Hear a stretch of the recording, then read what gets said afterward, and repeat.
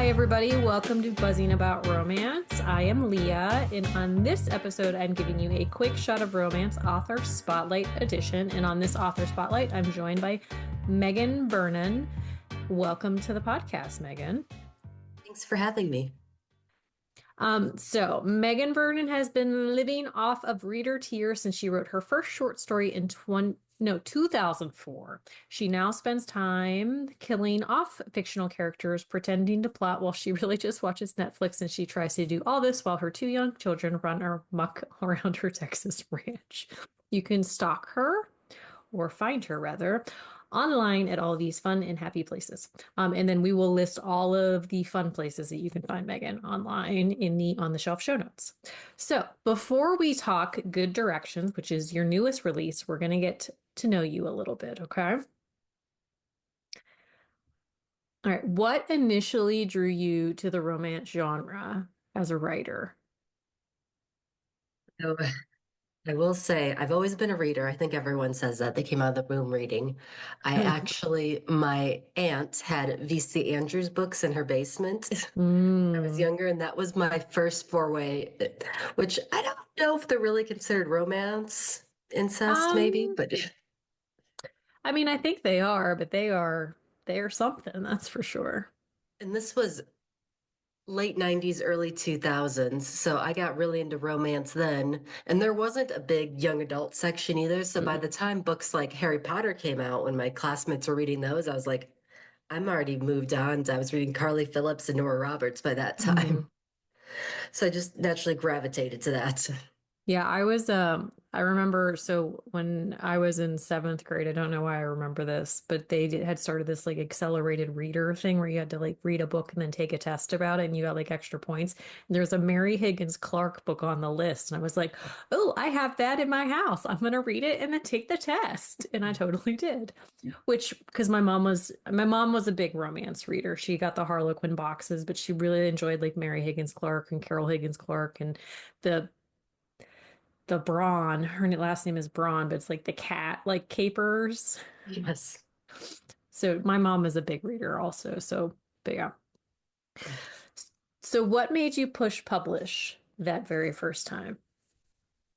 So it's actually, I didn't know anything about indie publishing in 2010, and I met Fritz under Genevieve Jack. Now, at the time, it was GP Ching. She was doing young adult romance. I was going to Romance Writers of America meetings when I was living in Illinois, Hmm. and I was like fascinated that she and these other authors decided to self-publish together, and I had never heard of it even. Yeah. Um, so she actually, it was great because she took me under her wing and like taught me all about formatting, how to upload. Like, I sat in her office for hours and she helped me get everything, like do it. That's nice that you had somebody kind of guide you to it because I've talked to so many authors who are like, I kind of just flew by the seat of my pants trying to figure it out. And they have so many things that they would do differently now, but it's nice that you had that at the same time. I look back on that, I'm like, wow, that really was great. Yeah, one of the questions I've started asking authors, especially authors that have been writing for a while, is what would you tell your past author self to do differently?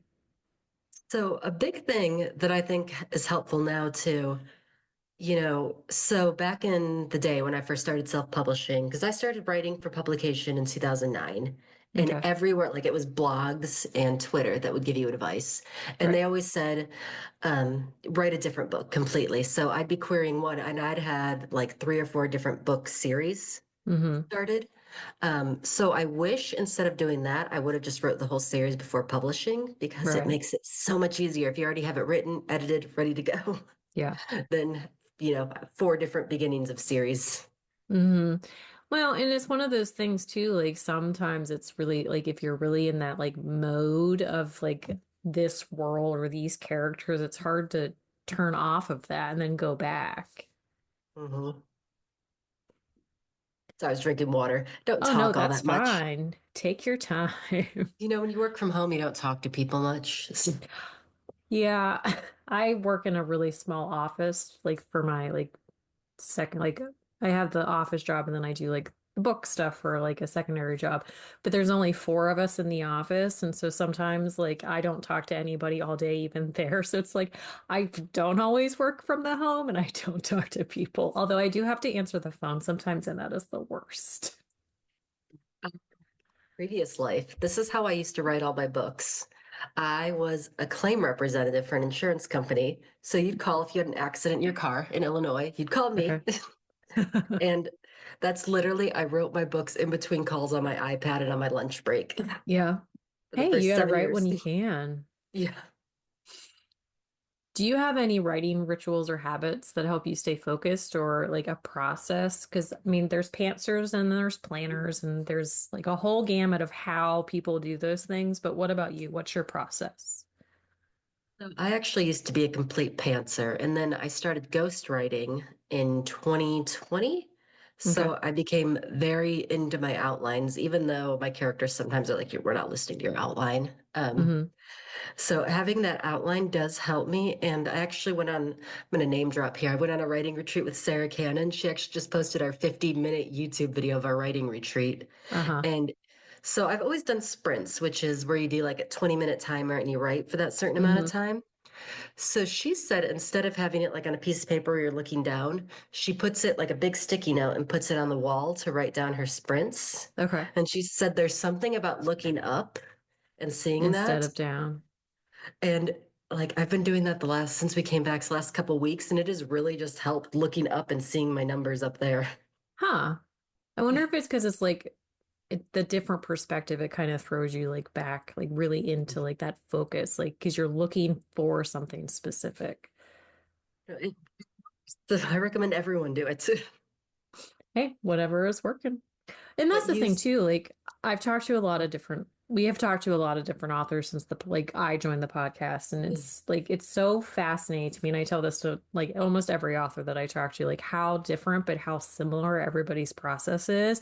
And it's like one thing works really well for somebody and it doesn't work for somebody else, but this piece of a process works for this, and this person, and then this piece works for these people over here. Just there's so much like mishmash to it. you do everyone has a different process, and I don't guess yuck everyone's yum isn't the right word, but Yeah. if it works for you, it works.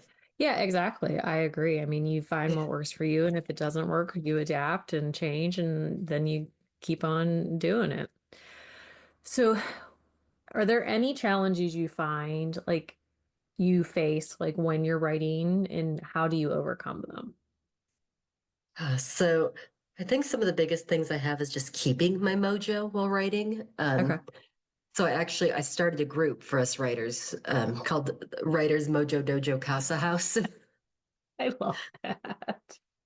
Because I think like even when I'm writing, like you just like there could be a day where just sales are down or you couldn't write for a couple days because you were sick or had sick Hmm. kids. And it's hard getting that mojo back. Yeah. Um, so I found having that group helps me. And I also the last couple of years I've read more, which I remember my creative writing teacher in high school saying to be a great writer, you have to be a great reader, Hmm. which I think as we get busier as authors, we stop reading. Yeah. So I make it a point every morning I read at least two chapters of something and then, go to writing. And if that still doesn't work, I go to my writers group. How do you like keep yourself to just two chapters and you're not like, oh, just one more chapter, and then the next thing you know, it's 4 hours later and you finished your book? It depends because that has happened before. So my daughter's 13 and she bullies me into reading what she's reading. So yeah. Um, so like then she'll ask me, she's like, did you get to this part yet? Like, don't give me spoilers, child. Yeah. But so I'm like, okay, I'll read at least. So with One of Us is Lying, it was the three books. It was hard to put down, but I'm like, all right, if I get now, instead of like, I used to have goals of chapters each day or writing. Now I do sprints. So I'm like, okay, if I get 5 sprints, I can do whatever I want then. So I mean, that's a it's good plan. like, all right, you read your 2 chapters, get my 5 sprints, then I could read the rest of the book.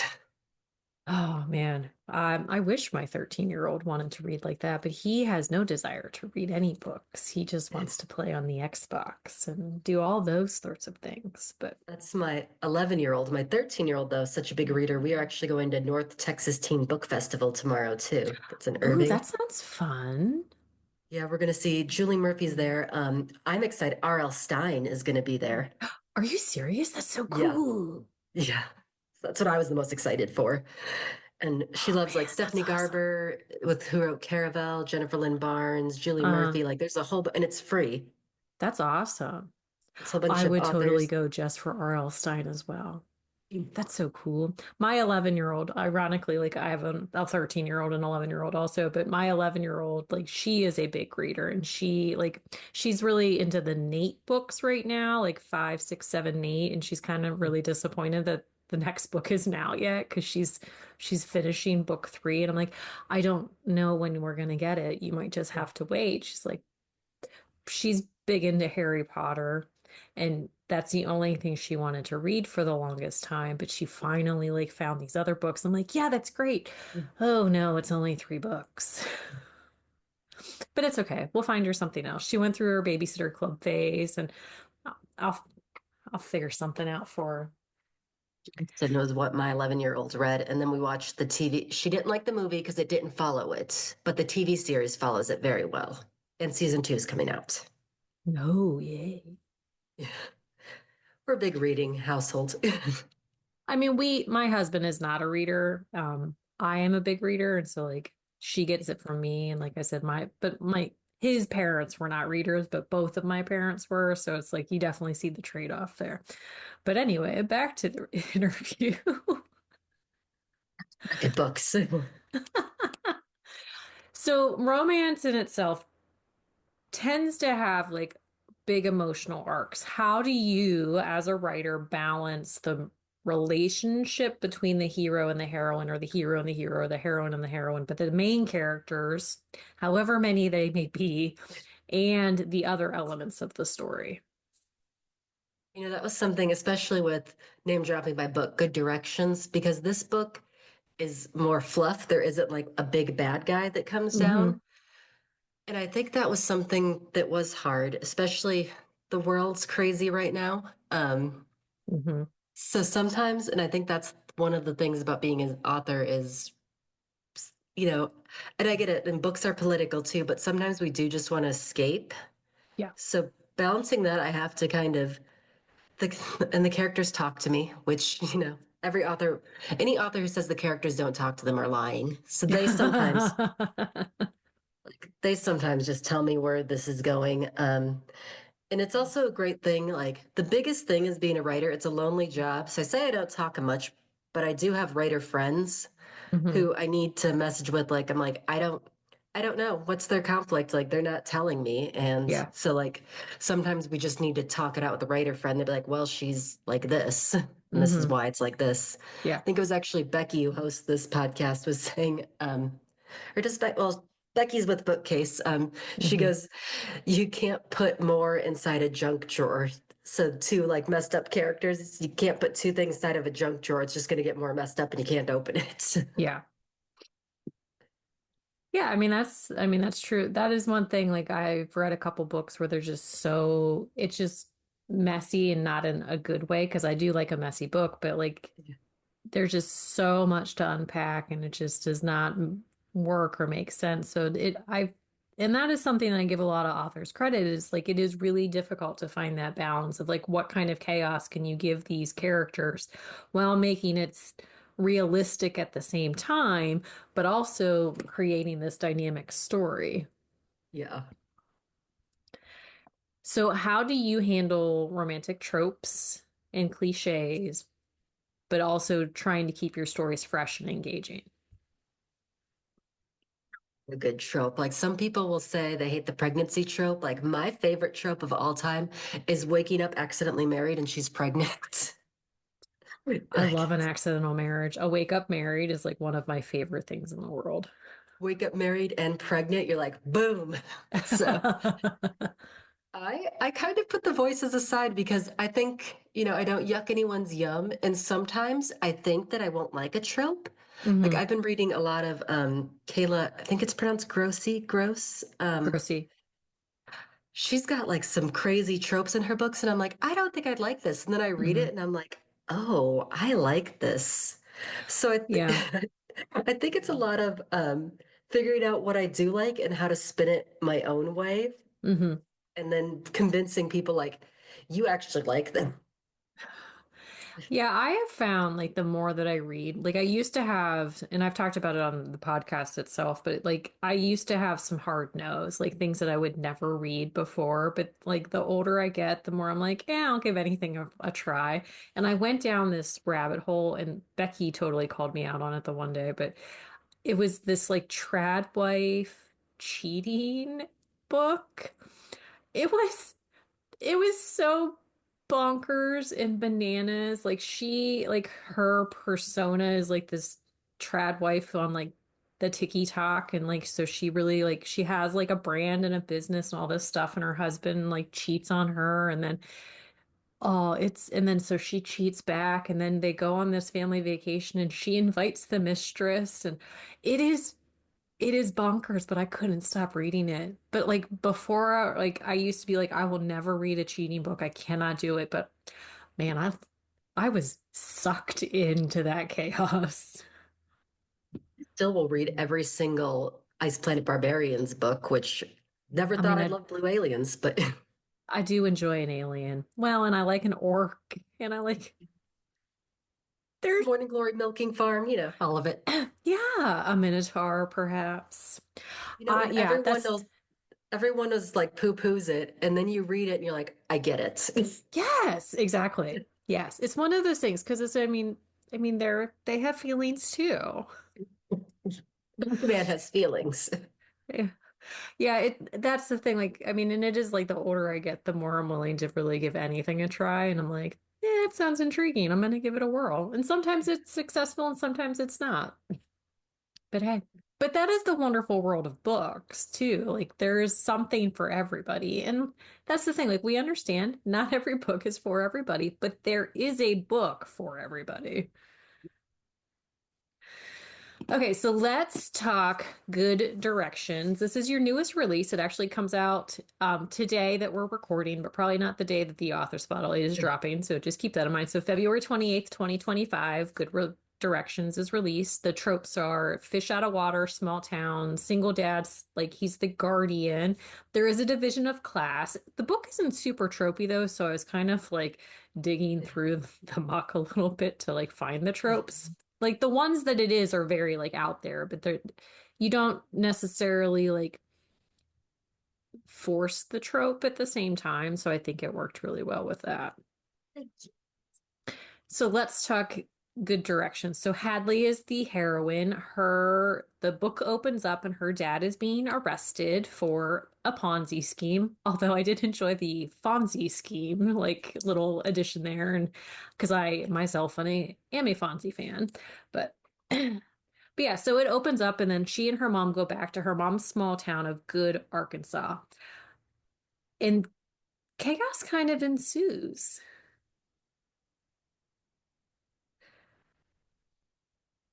The Oh, idea of an Alexa, sorry, no, your audio cut out just a second, but you're back, so we're good to go. this idea came for the book. I wanted someone who is an Alexis Rose type. Okay. Like, what if she had to substitute teach? Because I used to teach Okay. and I have middle school children. And I'm like, well, you put an Uh-huh. Alexis Rose type teaching middle school. And then I'm like, and I need a hot, like everyone does a single dad, but I was like, he's going to be a single uncle Yeah, who wears his ball cap backwards he because he that makes a does. man hotter with science.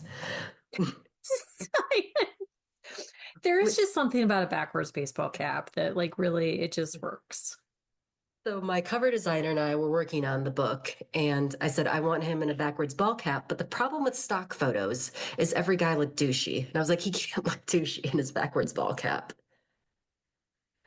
Yeah.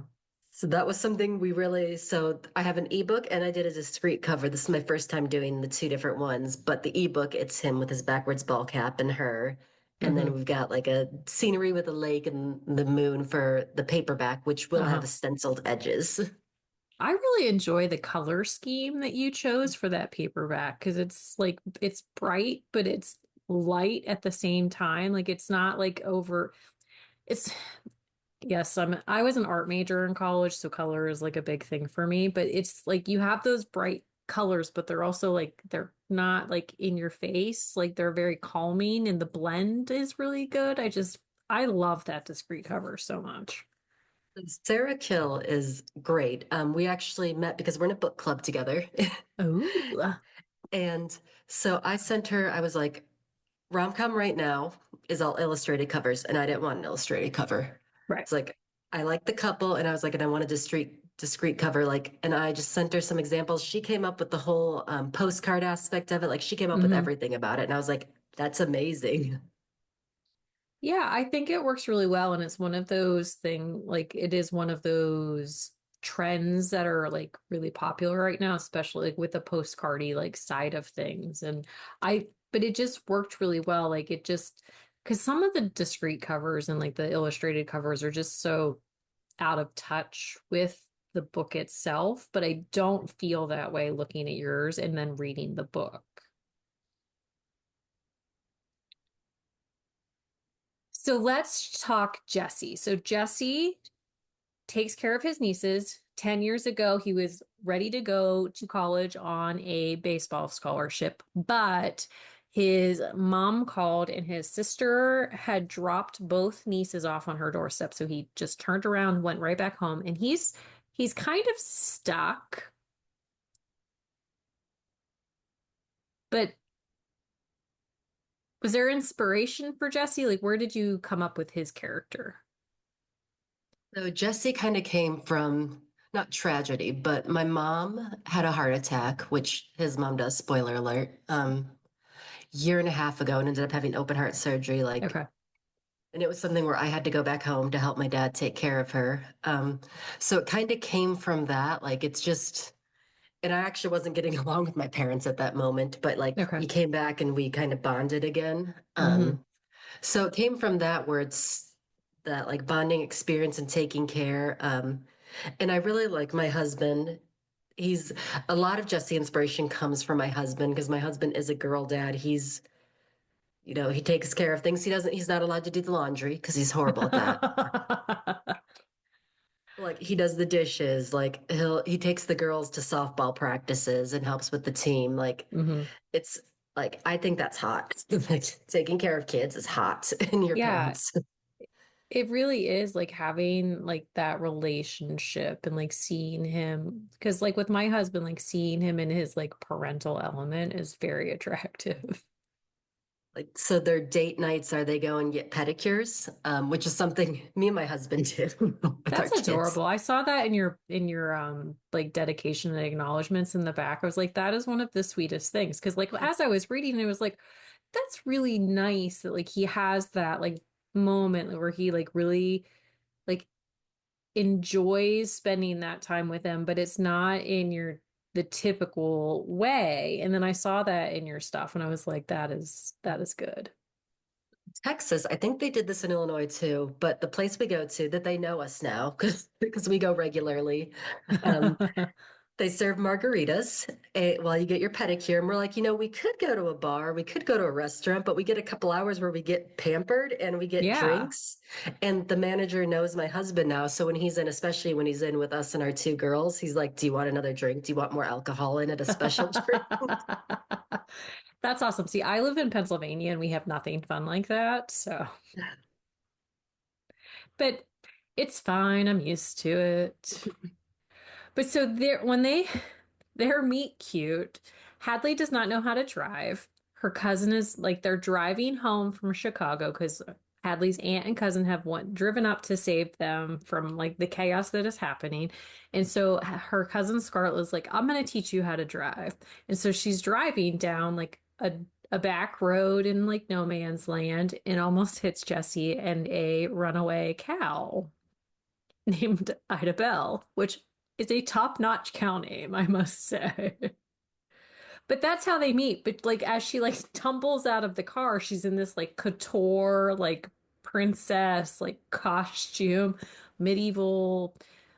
I don't remember how it was like a medieval like couture costume, which she's It very was her like mom's Met Gala gown. but I just love it. And they don't exactly have the best like reaction to each other because he's kind of flabbergasted that she's so fancy in this. So she's wearing that gown because her and her mom, so they've got the feds coming to take everything from them. So they decide to get drunk because what else do you do when the feds are invading your house and put on I all the mean, fancy clothes? it's a natural reaction. So she's got on, and then the next morning she's hungover in said fancy gown as he's picking Hmm. her up. And I don't even know how that idea came to me, but I was just like, what's an out there meet cute that could happen?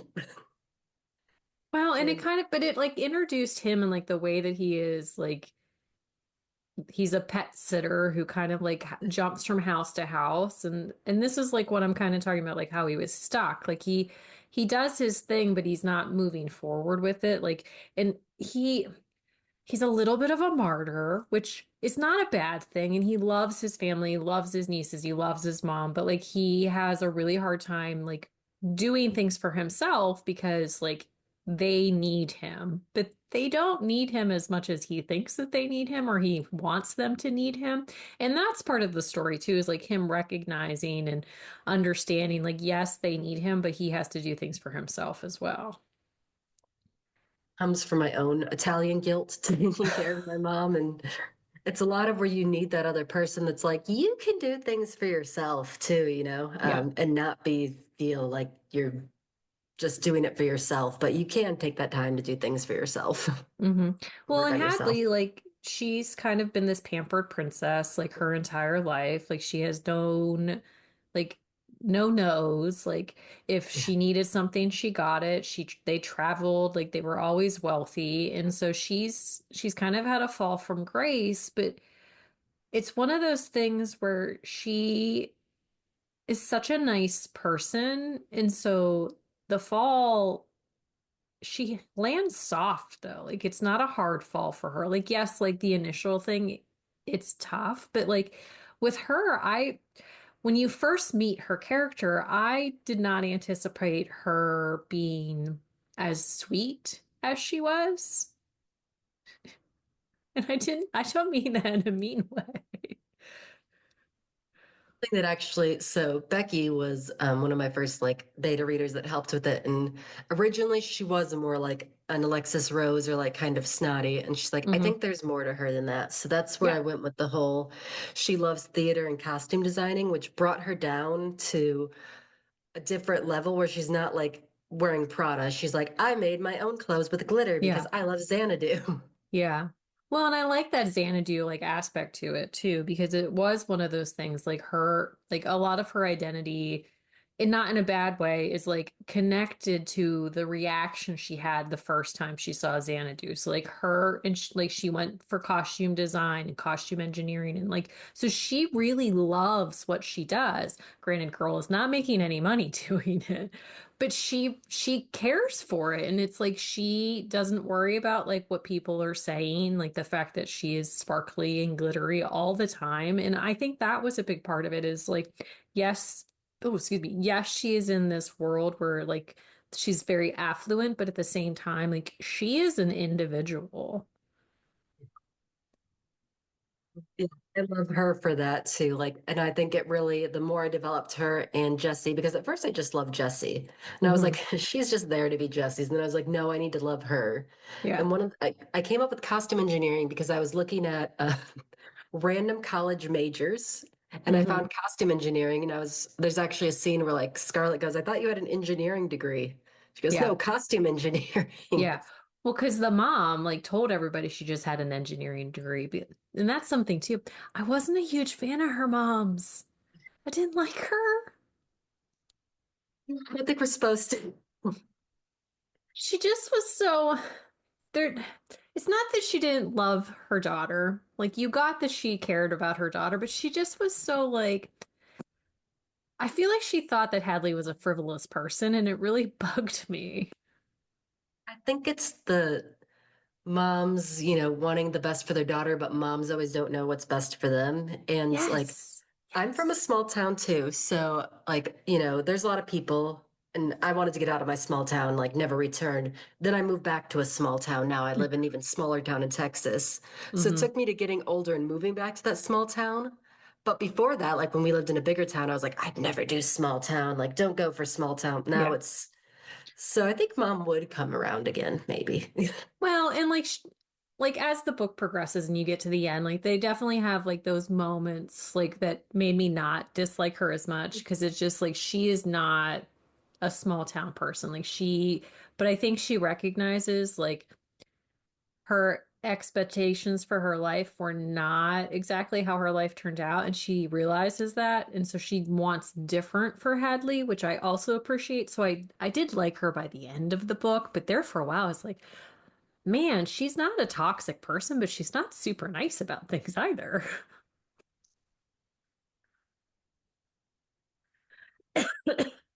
But Husband singing in the background. Sorry, oh no, I can't even hear him. You're good to go. I'm just laughing. He sings made up songs a lot. Like he's a morning person, and I try and be a morning person. Like there's so much Jesse in him, like that's just it's crazy. Like as he's singing his made up songs right now. Mhm. Hey, whatever works. I am not a morning person.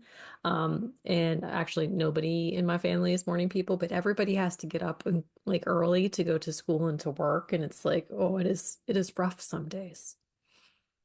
I took a cue out of my own life. So I used to have to take my daughter to elementary school. And I would have coffee in the morning and she started asking for grumble grumble coffee because she Hmm. goes, when you get stuck in traffic, you grumble and sip your coffee. Like, yeah, I do. I mean, that is fair. So I personally am kind of savage and I will drive around with an open coffee cup, like a regular coffee mug, like in my car. Oh, And the other day I was taking my oldest to swim and he's like, "You need to move that, it's gonna spill." I'm like, "I will hold it so it doesn't spill, don't you worry."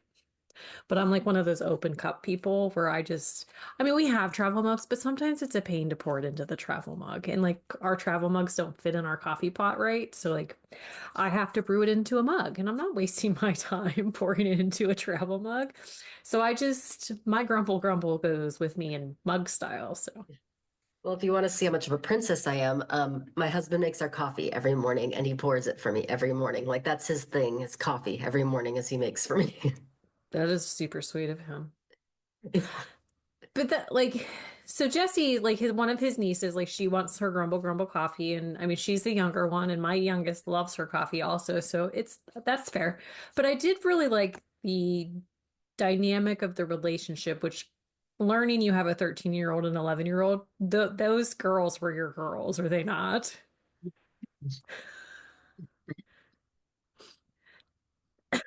That's what I thought. So what's next after Good Directions? Some secret things that are coming up that I can't reveal yet.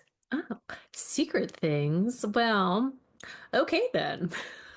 Um, and aside from that, I do have so it's in the middle of writing Rhett and Morgan's story, Okay.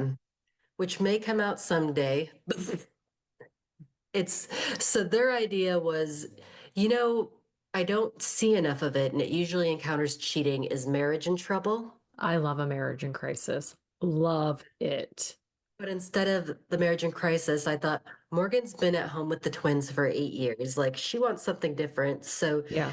and she's very natural. Like she makes her own medicines and stuff. So she starts making sex toys in small town Arkansas Hey, to sell. I am I am intrigued by all of these things, but I love a marriage in crisis. It is very hard to get it right. So I'm super picky about them. I will say that. But I do. It's actually one of my favorite tropes. Like that, like if I find somebody who writes a good one, like Marie Johnston, I don't know if you've read her, but she writes excellent marriage in crisis. You Check should give those her, out. you should. They're really good. And she's a delightful human being too, which is nice. But So we have Good Directions that is out now, and it is in KU. You can find it in Amazon. I lost my train of thought mid like sentence there. I'm so sorry. Everywhere because that was published through Ingram. Now Amazon's not showing the right paperback cover, but it'll come. It's okay. It'll all work out by the time this drops. Everything will be okay. So thank you, Megan, for joining me on this quick shot of romance author spotlight edition. You, me. And until next time, everybody, happy reading. Find us on Instagram at Buzzing About Romance or on Twitter at Buzzing Romance. If you like the podcast, please leave a review. If you'd like to support us directly, join the Bookcase and Coffee Patreon and receive exclusive content only available to Patreon members. Check out bookcaseandcoffee.com for our on-the-shelf show notes.